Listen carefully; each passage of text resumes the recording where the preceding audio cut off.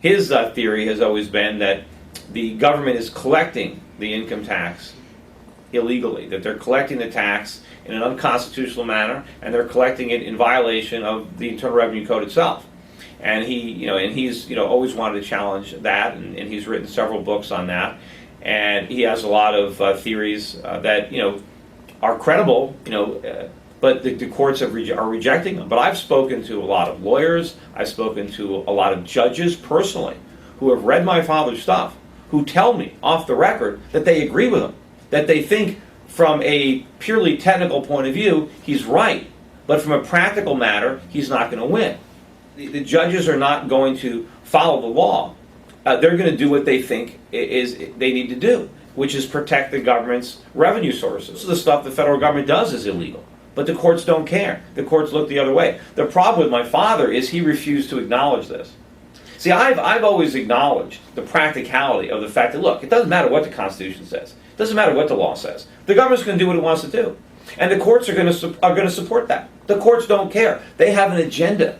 They're going to support government power because they think that the government is using it benevolently. They have an agenda of their own.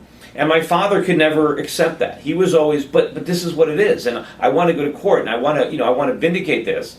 And he wanted to be proven right, not only for himself, but he thought that the country was going in the wrong direction. He thought that the income tax was one of the main reasons our economy was in decline, that the government was destroying our country with excess taxes, particularly income taxes, and that if he could somehow force the government to collect the tax legally, that they wouldn't be able to collect it. Because that's the real big problem. When our country was first established, there was no income tax, and we ended up amending the Constitution to try to make room for one in 1913.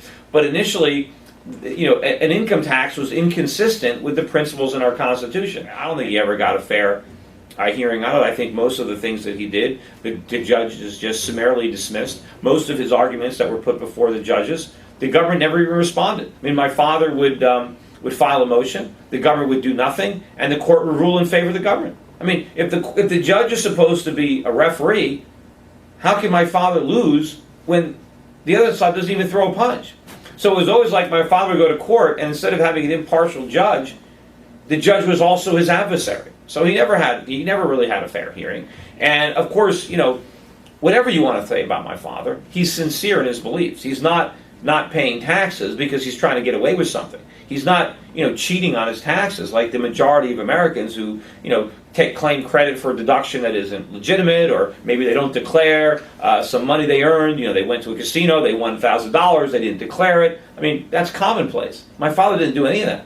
My father told the IRS exactly what he was doing. He said, I'm not paying my taxes, and here's why. So he wasn't hiding. He wasn't committing fraud. He was being honest. So the worst thing you can say about him is that he was mistaken. But, we don't put people in jail for being mistaken. Maybe we fine them. It's a civil penalty, but it's not criminal. So he should not be in jail. I think the only reason he's in jail is because the government wanted to make an example of him. The government wants to say, look, you don't pay your taxes and you go to jail, just like Irwin Schiff. I pay a lot of taxes. I pay more than my father's fair share as far as I'm concerned. I've paid my taxes all my life, and I've encouraged my father to pay taxes as well. I mean, it was something very difficult for him to accept. But I recognized a long time ago that what he was doing was not going to be successful. That he was not going to prevail with his theories in courts based on the judicial system as it existed today. And I tried to convey that to my dad, but he just, would never accept that. And as much as I tried to get him to focus his talents in other areas and to give up this fight with the IRS, I mean, he always kept saying, I've got a tiger by the tail, and I can't let go. And that was my father. And there was just no stopping him from this quest. And no matter what other people said, not just me, other people would try to tell him, look, how could you win? You can't win this. I mean, it's so stacked against you. They needed to put him in jail because they needed the publicity. They needed the deterrent. And I tried to impart, let him know about that, years and years ago. That hey, this is just, you're a talented guy, you're a very bright guy, there are better ways that you can try to use those gifts and help the country and educate the country than to spend all your time fighting a battle that you can't win. And so that's, I've taken a very different approach to, what I'm doing, the way I'm trying to educate Americans about the problems in our economy and the way the government is contributing to those problems. And I'm trying to help a lot of individual Americans protect their wealth through the way they organize their investments.